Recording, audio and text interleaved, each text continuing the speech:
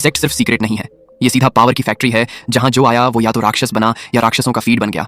उसे ओपन करने के लिए प्रोफाउंड एम्परर रियल्म से ऊपर के कल्टीवेटर की जरूरत होती है और उसी सीक्रेट रियल्म के अंदर छुपे हुए हैं अल्ट्रा लेवल के ट्रेजर्स, जो सिर्फ ट्रेजर नहीं बल्कि ऐसे लेजेंडरी आइटम्स हैं जिन्हें छोड़कर गए थे एम्परर लेवल मॉन्स्टर्स, जिनकी सिर्फ एक झलक से पूरा कॉन्टिनेंट थरथरा जाता था। लेकिन सवाल ये है कि आखिर इन लोगों ने अपने डिवाइन इमोर्टल सेक्ट को उसी सीक्रेट रियल्म के अंदर कैसे बसा दिया, और इनके पास वो की कहां से आई जो सीक्रेट डायमेंशन को खोल सकती है। कहीं इसका मतलब ये तो नहीं कि इस सेक्ट का जो मास्टर है वो कोई नॉर्मल बंदा नहीं, बल्कि खुद एक प्रोफाउंड एम्परर मॉन्स्टर है, और ये पूरा सेक्ट उसकी छोड़ी गई अपनी पर्सनल एम्परर लेगेसी है। और अगर वाकई में ऐसा है तो ब्रदर, अगर वो चीज मुझे मिल गई तो गेम खत्म। और तभी वैंग बिना कुछ बोले सीधा उस सीक्रेट रियल्म के दरवाजे को क्रॉस कर देता है, और जैसे ही अंदर एंटर करता है खुद उसकी आंखें खुली की खुली रह जाती हैं, क्योंकि सामने खड़ा होता है एक ऐसा डिवाइन इमोर्टल सेक्ट जिसकी वाइब इतनी डार्क और इतनी हैवी होती है जैसे कोई दूसरी दुनिया हो, जहां एनर्जी हवा में तैर रही हो, बिल्डिंग्स लाइट से नहीं बल्कि रॉ पावर से चमक रही हो।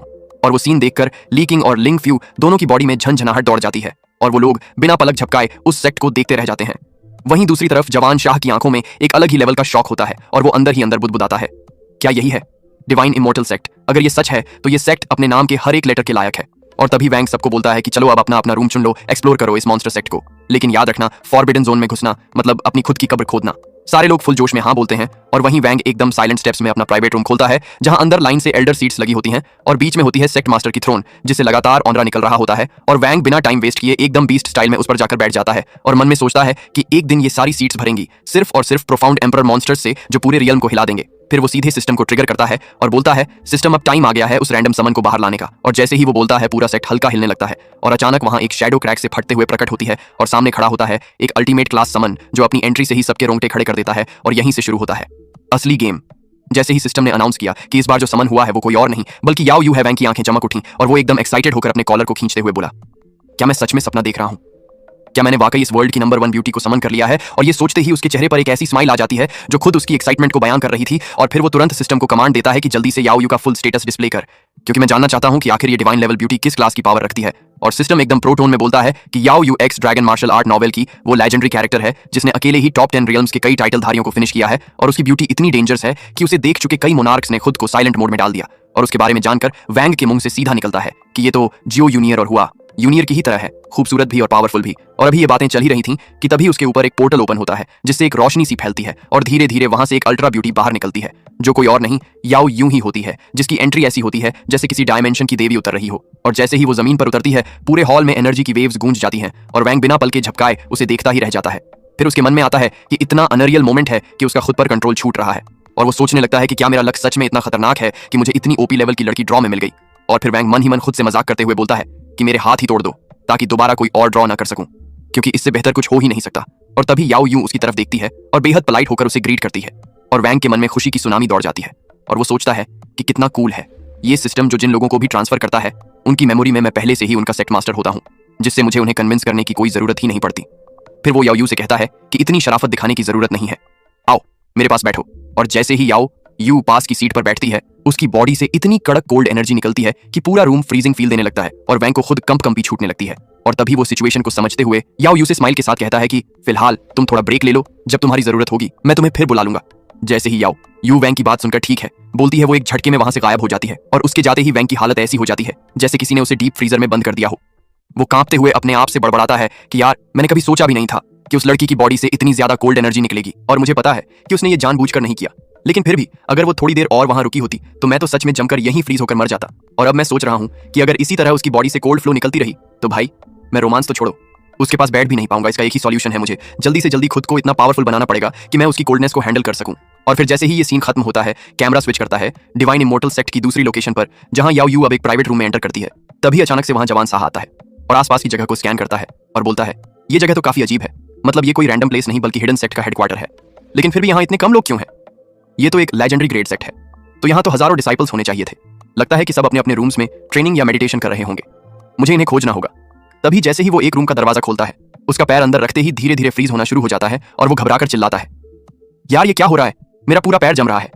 फिर वो जैसे ही नीचे देखता है उसे एहसास होता है कि ये कोई नॉर्मल रूम नहीं है, और वो डरते हुए बोलता है ये तो कोल्ड क्यूरा है। और तभी उसके सामने जो सीन आता है वो उसे पूरी तरह हिला देता है, क्योंकि सामने याओ यू खड़ी होती है, पूरी रेस के साथ उसकी आंखों में आग सी जल रही होती है, और वो सीधा उसकी तरफ देखते हुए ठंडे मगर डेंजर टोन में बोलती है याद रखो अगर तुमने दोबारा इस रूम में घुसने की कोशिश की तो मैं तुम्हें खुद अपने हाथों से खत्म कर दूंगी। और इतना कहने के साथ ही याओ यू अपनी मेटर सोल को रिलीज करती है, जिससे पूरे एरिया में एक हावी कर देने वाली कोल्ड प्रेजेंस फैल जाती है और जवान शाह की हालत तो एकदम खराब हो जाती है। वो एक पल के लिए वहीं जम सा जाता है और फिर जैसे तैसे वो वहां से भागता है और भागते भागते अपने मन में सोचता है कि ये लड़की तो सर्ज रियल्म की टॉप एक्सपर्ट है और मैं कितना मूर्ख था जो इस सेक्ट को अंडर एस्टिमेट कर रहा था। यहाँ पर तो एक नहीं दो सर्ज रियल्म लेवल के मॉन्स्टर्स बैठे हुए हैं और ये लोग अपने अपने रूम्स में सो रहे हैं, इसीलिए इनका पता नहीं चल रहा मुझे। अब कोई भी दरवाजा बिना सोचे समझे ओपन नहीं करना चाहिए, वरना जिस तरह उस लड़की ने मुझे वार्न किया है अगली बार तो सीधा जान ले लेगी। और इस बार तो मैं बस किसी तरह बच गया, क्योंकि जब मैं उस रूम के अंदर गया तो मुझे लगा था कि शायद कुछ सीक्रेट मिलेगा, लेकिन मुझे वहां मिली मेरी खुद की मौत। और अब मैं सोच रहा हूं कि उस लड़की की हिम्मत कैसे हुई मुझसे इस टोन में बात करने की। वो यहाँ पर खुद को समझती क्या है? क्या उसे नहीं पता कि मैं कौन हूं? मैं ग्रेट डीमन जवान शाह हूं और बहुत जल्द मैं अपनी पुरानी ताकत को दोबारा हासिल करने वाला हूं। और बोलता है कि कुछ भी कहो, वो लड़की सच में किसी दूसरी दुनिया की लगती है। अगर मुझे उसे एक बार भी किस करने का मौका मिल जाता तो मेरी पूरी जिंदगी सफल हो जाती। और अब चाहे जो भी हो जाए, मैं इस डिवाइन इमोर्टल सेक्ट को छोड़कर कहीं नहीं जाने वाला। मैं यहीं रुकूंगा और अपने आप को इतना ज्यादा पावरफुल बना दूंगा कि वो लड़की खुद मुझसे इंप्रेस हो जाए, क्योंकि वो अब मेरे दिल में उतर चुकी है और मैं किसी और को यह मौका नहीं दूंगा कि वो उसे मुझसे पहले पटाए। और जैसे ही वो अपनी ठान लेता है, कैमरा स्विच करता है अगले दिन के सीन पर, जहां लिंग फी एक जगह उदास सी खड़ी होती है। तभी वहां लीकिंग आता है और उसे देखकर कहता है, जूनियर सिस्टर क्या हुआ? आप इतनी उदास क्यों हो? आपको हमारा सेक्ट पसंद नहीं आया क्या? देखो ये जगह बहुत बढ़िया है, चलो मैं तुम्हें थोड़ा इस सेक्ट में घुमा लाता हूं जिससे तुम्हारा मूड भी ठीक हो जाएगा। लेकिन जैसे ही वो उसके पास आता है, लिंग फी धीरे से उसके गाल पर हाथ रखती है और कहती है, सीनियर ब्रदर मुझे माफ कर देना। और बिना कुछ समझे ही अगले ही पल वो उसके चेहरे पर इतना भारी पंच मारती है कि लीकिंग की हालत खराब हो जाती है। उसके मुंह से खून निकलने लगता है और वो सीधा उड़कर जमीन से टकराता है। उसकी चीख इतनी तेज होती है कि पूरे टावर के अंदर गूंज जाती है और अगले ही पल वो बेहोश हो जाता है। लिंग फी जैसे ही उसकी तरफ बढ़ती है, तभी वो झटके से उठकर बैठ जाता है, जिसे देखकर लिंग फी भी डर जाती है। और लीकिंग रोते हुए कहता है, जूनियर सिस्टर आपने मुझे क्यों मारा? क्या आप मुझे बुली कर रही हो? मैंने तो कुछ भी गलत नहीं कहा, ना ही आपको ऑनफेंड किया, तो फिर ऐसा क्यों? लेकिन इससे पहले कि वो कुछ और कहता, लिंग फी शॉक हो जाती है और अपने मन में सोचती है कि इसका मतलब वो सब बातें जो सेक्ट लीडर ने मुझे बताई थी वो झूठ नहीं थी, क्योंकि मैंने इसे जो पंच मारा था वो कोई हल्का नहीं था। उसमें मेरी पूरी पावर थी। मैं जानती हूँ कि अगर यही पंच किसी और को लगता तो वो कई दिनों तक उठ नहीं पाता, लेकिन लीकिंग ये तो सीधा उठकर बैठ गया। इसका मतलब इसके पास सच में कोई टेरिफाइंग फिजिक है।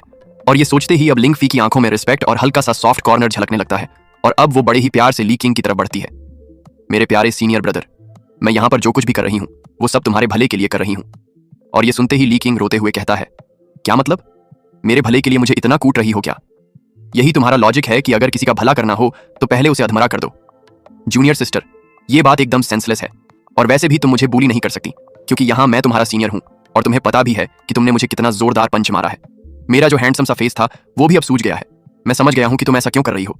तुम्हारी नजर मेरी पोजीशन पर है, क्योंकि मैं सेक्ट में तुमसे ऊपर हूँ और तुम नीचे, इसीलिए तुम चाहती हो कि मुझे हटाकर फर्स्ट डिसाइपल बन जाओ। लेकिन सॉरी सिस्टर, ये इतना भी आसान नहीं है जितना तुम सोच रही हो। मैं सिर्फ दिखने में क्यूट हूँ, लेकिन मैं अंदर से बहुत ही ज्यादा पावरफुल हूँ और मैं इतनी आसानी से हार मानने वालों में से नहीं हूँ। और ये सुनते ही लिंग फी उसे शांति से समझाते हुए बोलती है, सीनियर ब्रदर प्लीज मिसअंडरस्टैंड मत करो, मैं तुम्हें नुकसान पहुंचाने नहीं आई हूँ, बल्कि खुद सेक्ट लीडर यानी पैराट्रीज ने मुझे ये सब करने को कहा था। उन्होंने ही मुझे बताया था कि तुम्हारे पास कोई नॉर्मल फिजिक नहीं बल्कि एक टेरिफाइंग फिजिक्स है और मुझे भेजा गया ताकि मैं तुम्हें टेस्ट कर सकूं। और ये सुनते ही लीकिंग हक्का बक्का रह जाता है और चिल्लाते हुए बोलता है, क्या कहा मेरे पास टेरिफाइंग फिजिक्स है? लेकिन ऐसा कैसे हो सकता है? अगर सच में मेरे पास कोई स्पेशल फिजिक होती तो क्या मुझे खुद नहीं पता चलता? लगता है कि पैराट्रीज यानी सेक्ट लीडर जानबूझकर मुझे पीटवाना चाहते हैं, वरना मेरे पास ऐसी कोई पावर नहीं है और मैं तो बस एक सादा सा बंदा हूँ और मुझे याद भी नहीं पड़ता कि मैंने ऐसा क्या किया जिससे सेक्ट लीडर मुझसे नाराज हो जाए। और अब लीकिंग की ये मासूमियत देख के लिंग फी खुद को हंसने से नहीं रोक पाती और मुस्कुराते हुए बोलती है, सीनियर ब्रदर आप मेरी बात को मिसअंडरस्टैंड कर रहे हैं। सच में पैराट्रीज का मतलब तुम्हें सजा देना नहीं था, बल्कि उन्होंने बहुत ही सीरियस होकर कहा था कि तुम्हारे अंदर एक टेरिफाइंग फिजिक छिपा है और वो खुद इसकी पुष्टि कर चुके हैं। और ये सुनते ही लीकिंग एकदम से चौंक जाता है और एक्साइटेड होकर चिल्लाता है, क्या मैं सच में एक जीनियस हूँ? लेकिन फिर तुरंत ही सोच में पड़ जाता है और खुद से बोलता है कि यार अगर मैं सच में जीनियस होता तो मुझे खुद नहीं पता चलता क्या?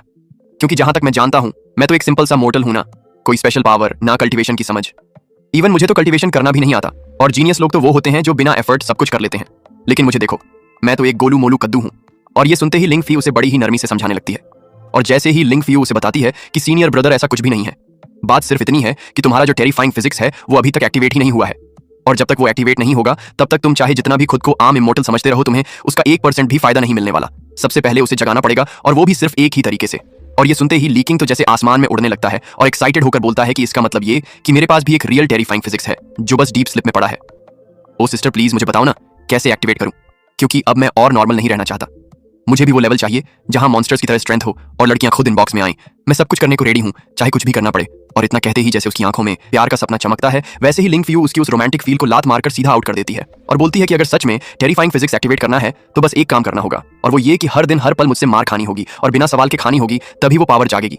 और जैसे ही वो ये बोलती है, लात सीधा उसके मुंह पर लगती है, जिससे लीकिंग की हालत ऐसे हो जाती है जैसे मोबाइल की बैटरी 5% पर अलर्ट दे रही हो। और वो दर्द से चिल्लाता है कि जूनियर सिस्टर, एक बात बताओ, अगर सच में मेरा फिजिक्स इतना पावरफुल है तो फिर वो खुद पैराट्री यानी सेक्ट लीडर लोग क्यों नहीं आए इसे एक्टिवेट कराने और तुम्हें क्यों भेजा? तब लिंक फ्यू अपनी आंखें घुमाते हुए बोलती है कि सीनियर ब्रदर, तुम भी जानते हो कि हमारे सेक्ट लीडर्स कितने क्रेजी लेवल के मॉन्स्टर्स हैं। उनका एक स्लैप तुम्हें सिर्फ रियलिटी से नहीं मिटा देता, बल्कि तुम्हारे पूरे वजूद को एक स्पिन में खत्म कर देता। इसलिए उन्होंने ये जिम्मेदारी मुझे दी है ताकि तुम सिर्फ अधमरे रहो, मरे नहीं। और मैं तुम्हें तब तक मारूं जब तक तुम्हारे अंदर का मॉन्स्टर खुद बाहर ना निकल आए।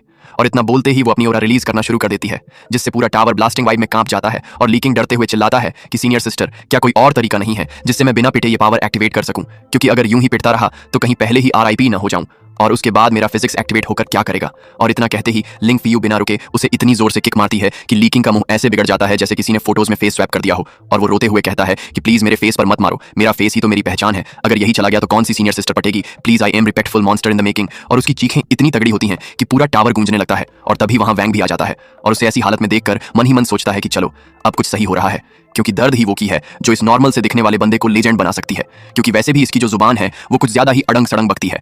और मुझे तो सीधा यही लगता है कि इससे मार खाना इसके लिए कोई सजा नहीं बल्कि एक फेवर है, क्योंकि अगर किसी तरह इसका फिजिक्स एक बार एक्टिवेट हो गया तो ये बंदा सीधे ग्रेट जीनियस की कैटेगरी में एंटर कर जाएगा। लेकिन सच्ची बात यह है कि मुझे खुद इसे अपने हाथों से मारने में मजा आता, लेकिन सेक्ट लीडर के रूप में मेरी जो डिवाइन इमेज है उसे तो बचाना भी जरूरी है।